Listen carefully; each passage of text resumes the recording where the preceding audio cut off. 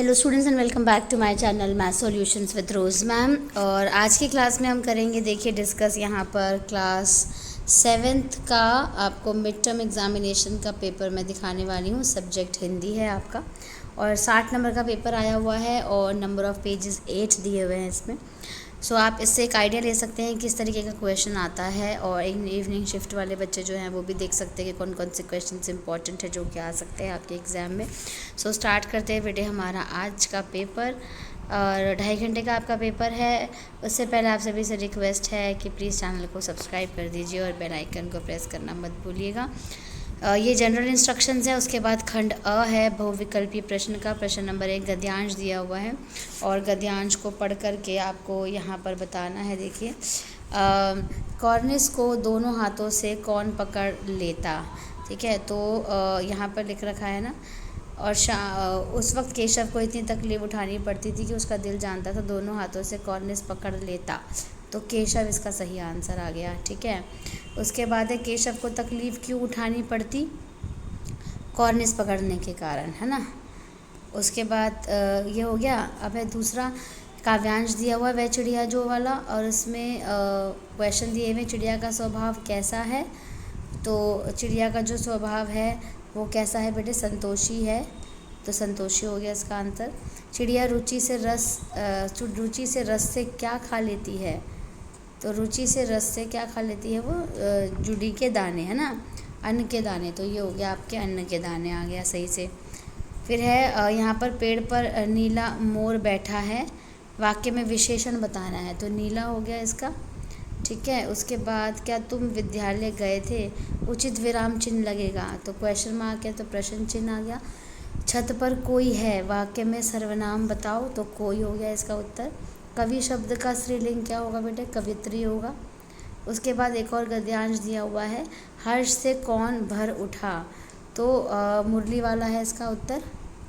उसके बाद है मुरली वाले के पास कुल कितनी मुरलियाँ थी, तो यहाँ पर हम क्वेश्चन में ही देख लेते हैं कि यहाँ पर लिख रखा है पूरी 57 है ना, तो 57 थी यहाँ पर, 57 सही हो गया इसका आंसर। फिर है बाबूजी ने मुरली वाले से क्या पूछा, तो देख लेते हैं आपने कितने में दी, है ना, तो यानी जो है मुरली का दाम पूछा, है ना, तो मुरली का दाम उसका सही उत्तर है। फिर है मुरली वाला सभी को मुरली कितने पैसे के हिसाब से देता था, तो कितने पैसे के हिसाब से देता था, 2 पैसे में दे दूँगा लिखा है ना, तो 2 पैसे के हिसाब से देता था।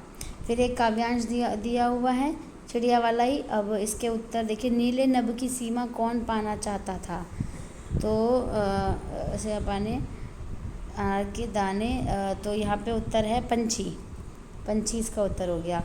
फिर है तारक अनार के दाने का भावार्थ है, यानी तारक अनार के तारे रूपी अनार के दाने, ठीक है।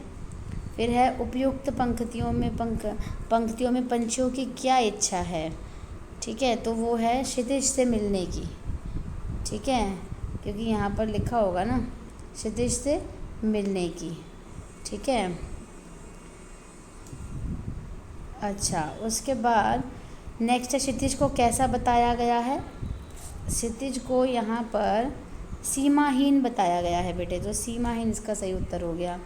फिर प्रश्न नंबर 6 है रोहिणी को मुरली वाले के स्वर से किसका स्मरण हो आया, ठीक है, तो ये आपको बताना है इसका उत्तर क्या है। ये तो आपके चैप्टर में से है बेटे, सेकंड वाला भी आपके चैप्टर में से। पापा खो गए पाठ में वर्णित घटनाएं किस समय घटित हो रही थी। प्रश्न नंबर 7 पंछियों के पंख कैसे हैं, कठपुतली किससे मुक्त होना चाहती थी।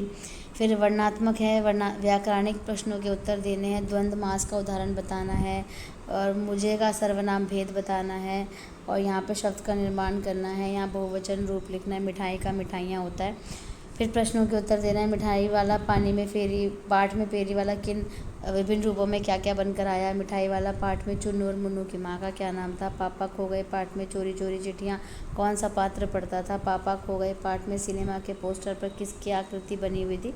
ये सब आंसर लिखने हैं। फिर है हम पंछी उन्मुक्त गगन के कविता के अनुसार पंछी कहाँ रहकर अपनी गति और उड़ान भूल जाते हैं? हम पक्षी उन्मूलन गगन के कविता के अनुसार पंछी किसमें विघ्न नहीं चाहते? कठपुतली कविता में कठपुतली क्या तोड़ना चाहती है? कठपुतली कविता के रचनाकार कौन है? फिर है प्रश्न नंबर 11, देख सकते हैं आप यहाँ पे कोई 4 करने हैं। मिठाई वाले के किन गुणों के कारण बच्चे उसकी तरफ आकर्षित होते थे? मिठाई वाला अलग अलग चीज़ें क्यों बेचा करता था? वह महीनों बाद क्यों आता था?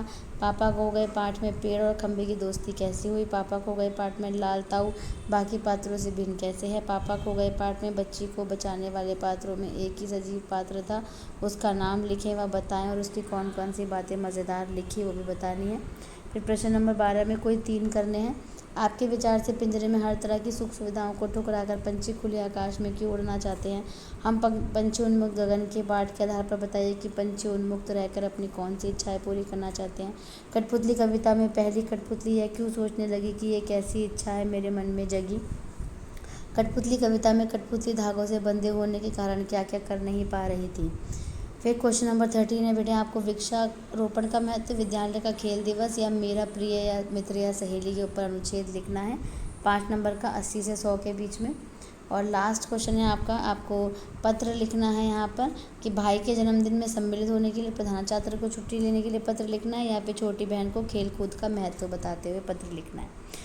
तो ये था आपका आज का क्लास 7th का हिंदी का पेपर। तो इसके अकॉर्डिंगली अपनी प्रैक्टिस आप कर लीजिए। मार्किंग स्कीम जो है मैं शाम को अपलोड कर दूँगी।